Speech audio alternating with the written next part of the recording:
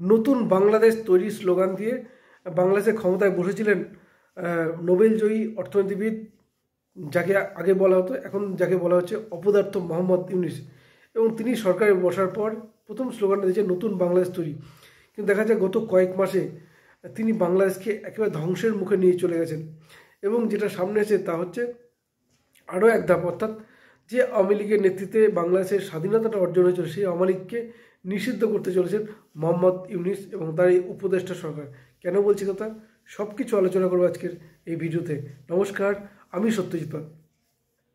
গত 5ই আগস্ট গণ অভ্যুত্থানের ফলে দেশ ছাড়েন প্রাক্তন প্রধানমন্ত্রী শেখ হাসিনা এবং সরকারে বসেন মোহাম্মদ ইউনূস।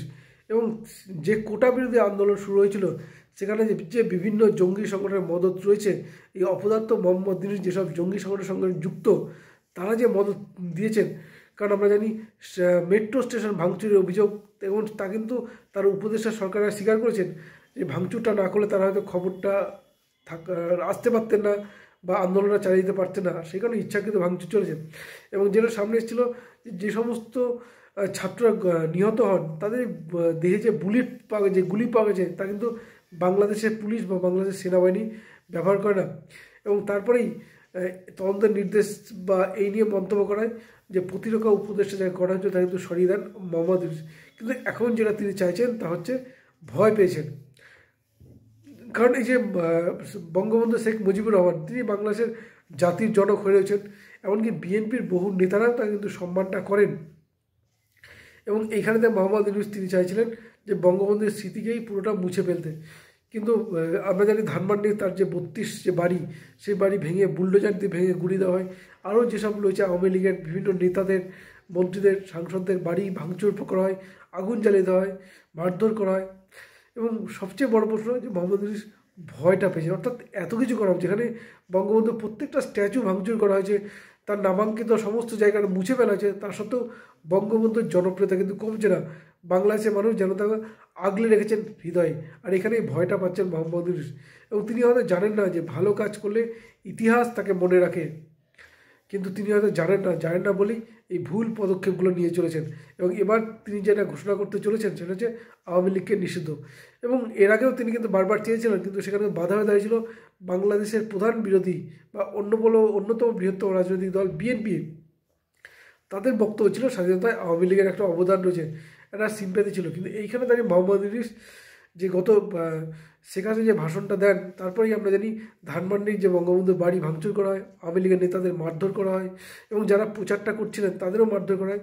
এবং এসব করতে গিয়ে কোথাও যেন বাধা পাচ্ছেন, তার কারণ মানুষ কিন্তু সংঘবদ্ধ হচ্ছিল যে আওয়ামী লীগ তো এখন নেই, তাহলে কেন মারধর করা হচ্ছে, বা একটা বাড়ি পোড়াতে গিয়ে আশেপাশে বাড়িগুলো পুড়ে আছে, বহু সাধারণ মানুষ কিন্তু ক্ষতিগ্রস্ত হচ্ছেন।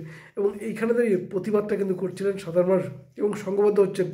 মানুষের সংঘবদ্ধতা এতটাই বেড়ে গেছে যে ভয় পাচ্ছেন মোহাম্মদ ইউনূস, যে আগামী যে নির্বাচন যদি হয়, তিনি তো চান না, প্রথমত তিনি চান না নির্বাচন করতে, কারণ নির্বাচন করলে তার যা জনপ্রিয়তা বা তার যা জামাত, তাদের কিন্তু সাধারণ ভোট দেবে না। সুতরাং হয় ক্ষমতা ফিরতে পারে বিএনপি অথবা আওয়ামী লীগ।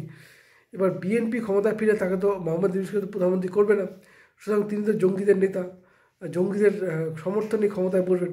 আর সেই কারণে তিনি কিন্তু কোনো মতে যেন তার উপকারে চাইছেন আওয়ামী লীগকে নিষিদ্ধ করতে। এবং তিনি ইতিমধ্যে যেটা সামনে আসছেন যে আওয়ামী লীগের জনপ্রিয়তার নিরিখে আওয়ামী লীগের তুলনায় বিএনপি অনেক পিছনে। আর মোহাম্মদ ইউনূস তার যে হিংসাত্মক কার্যকলাপ, সেটাই কিন্তু আওয়ামী লীগকে আরও বেশি জনপ্রিয় করে তুলেছে, সাধারণ মানুষের সিম্প্যাথি এনে দিয়েছে। তা হয়তো বুঝতে পারছে না, যার ফলে তিনি কিন্তু এই সিদ্ধান্তগুলো নিয়ে চলেছেন। এবং যেটা সামনে আসছে যে আগামী দিন হয়তো আওয়ামী লীগকে নিষিদ্ধ করতে পারেন। এবং বিএনপিকে যেভাবে কনভিন্স করা হচ্ছে যে আওয়ামী লীগকে নিয়ে নির্বাচনটা করলে ক্ষমতায় আওয়ামী লীগে ফিরবে, তাই ক্ষমতায় ফেরার সম্ভাবনা। এবং এইটা বুঝেই বিএনপিকে তারা কিন্তু বুঝিয়ে আনার চেষ্টা করছে। কিন্তু একটা জিনিস বলে রাখা খুব প্রয়োজন, যে মোহাম্মদ ইউনূস বা তার এই উপদেষ্টা সরকার, তারা কীভাবে সংবিধানটা পরিবর্তন করে, তারা কীভাবে আইন শৃঙ্খলা পরিবর্তন করে, তারা তো জনগণের দ্বারা নির্বাচিত নন। তাহলে বাংলাদেশের পুলিশ প্রশাসন, সেনাবাহিনী এদের কেন এত মেনে চলছে? কেন মোহাম্মদ ইউনূসকে ঘাট ধরে জেলে পুরবে না? কেন হাসনাত আবদুল্লাহ এদের জেলে পুরবে না?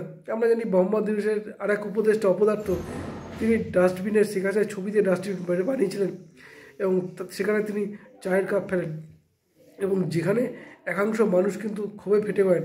এবং আমরা যে এক অভিনেত্রী কিন্তু এর প্রতিবাদ করেন, এবং যারা প্রতিবাদটা করেছিলেন, যে সমস্ত জনপ্রিয় মানুষ, অভিনেত্রী হোক, সমাজকর্মী হোক, কিন্তু মিথ্যা কেস দিয়ে বা দেশদ্রোহিতার মামলা দিয়ে জেলে পড়ার চেষ্টা করছে মোহাম্মদ ইউনূস। প্রশ্ন যে কতদিন করতে পারবেন। যেটা খবর সামনে সেটা যে সেনাবাহিনীর নিজ স্তরে কিন্তু ব্যাপক ক্ষোভ বাড়ছে এই মোহাম্মদ ইউনূসের উপরে, এবং যে কোনো মুহূর্তে হয়তো আগামী দিনে খুব তাড়াতাড়ি গ্রেপ্তার হয়ে যেতে পারেন মোহাম্মদ ইউনূস এবং তাদের উপদেষ্টা যারা রয়েছে। এবং সেনাবাহিনী আদৌ কি কড়া পদক্ষেপ নেবে সেদিকে আমাদের নজর থাকবে। নজর রাখুন আপনারাও। ধন্যবাদ, ভালো থাকবেন সবাই।